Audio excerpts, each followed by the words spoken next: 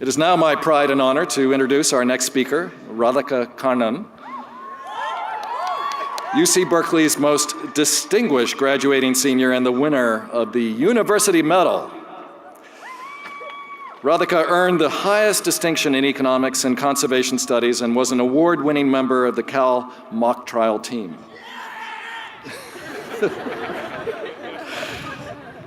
Having grown up both in India and Singapore, two areas plagued by drought and floods, she developed a passion for environmental justice and hopes to help indigenous groups and farmers in India.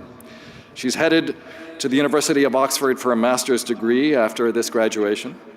Underneath her academic success is a strong spirit driven by the sudden loss of her mother during her junior year here at Cal.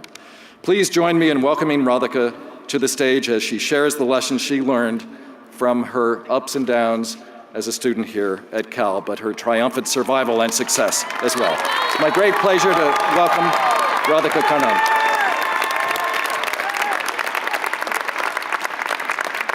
Here you are. Thank you. Congratulations. Thank you.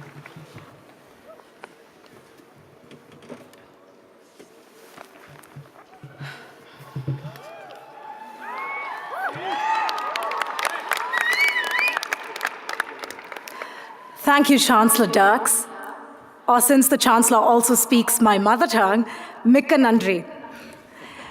Good morning, professors, family, and my friends of the class of 2015.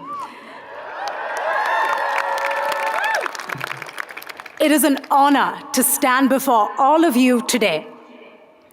When I first came to Cal, like other students, I was driven to excel, to be the best in academics and in all the other activities I was involved in. Like other students, I wanted to fulfill my sense of intellectual curiosity. Cal brings out our competitive side, our independence, and the drive to push our boundaries. As we leave college, those qualities will serve as well. In fact, it's why Cal graduates succeed. And some will say, rule the world. It wasn't until later in my undergraduate career that I realized that happiness comes not just from academic success, but also from letting people into my life and reaching out to build support systems in my community. Feeling at home was not something that I expected when I came to college 8,000 miles away from where I was born and raised. But it happened to me. During the winter of my junior year, my mom died from what started out as the flu. I could not understand how, in a span of 3 days, someone who I had just talked to and who had laughed at my crazy jokes could somehow cease to exist. I learned that as much as I looked for answers for what had happened, some events in life are unpredictable and don't have clear answers. Coming back to college was one of the hardest things I've ever had to do. I felt my mother's passing in the smallest of details, from seeing freshmen moving in and remembering how she had flown in with me to help me do the same. Or something as mundane as hearing someone say they needed to call their mom. Among my group of friends, I began to feel like an outsider, someone who was incomplete. And to be honest, there are still times that I feel that way. But I had to accept that this was my new reality. I would not be able to call my mom about my bad days, my good news, or even that econometrics final, which I had studied so hard for, but still felt like I knew nothing. It was in one of those moments when I was emotionally at my lowest and really did not feel like facing college every single day that I understood that I had to let people in.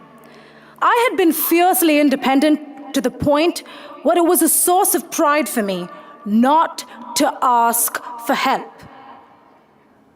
But I needed help. That was how I found another dimension to Cal, the people.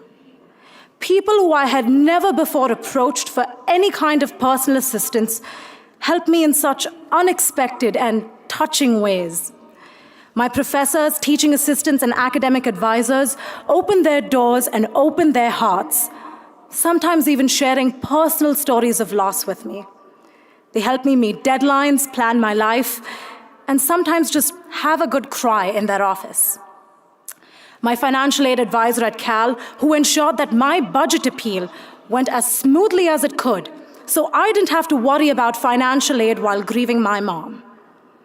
And my Bear family, from Cal Mock Trial, the Student Advocate's Office, my dance team Natya, and my friends from Corey, where I spent far too much time. They gave me a sense of hope, optimism, and just made me laugh in what was such a dark time for me. Don't get me wrong, Cal is a competitive environment, but the people here pull for you no matter what, and that's what stays with you for life. The way in which we stand by each other makes for a solid foundation for becoming resilient. As new Cal graduates, we like to have a plan, but all of us are afraid that those plans might not pan out. The fact is, life is really unpredictable, which all of us will find out to varying degrees. I am not ashamed to admit that I am afraid for the future. But Cal has taught me how important it is to have people that stand by you when things don't go according to plan, and even when they do. But the support system doesn't just work one way. You have to be there for others too. Can we agree that it is important to reach out when you have the power to affect someone else's life? Can we agree that as Cal graduates, we have an obligation to be there in the community for others? And I'm sure we can all agree that letting people in and reaching out can be so rewarding. Let's face it, we're going to need all the resilience and all the personal support that we can get. My fellow graduates, we are entering a world that is changing faster than ever, from climate change to population growth, but one that is also improving every day, from electric cars to better energy access. We are the generation that will have to deal with it all. So I leave you with this final thought. I urge you to think about which communities you can let in and which communities you have the power and ability to affect. So thank you for your time. I hope you have a wonderful graduation with your family and friends, and I wish you all the very best for your future. To the class of 2015, go Bears! Go Bears!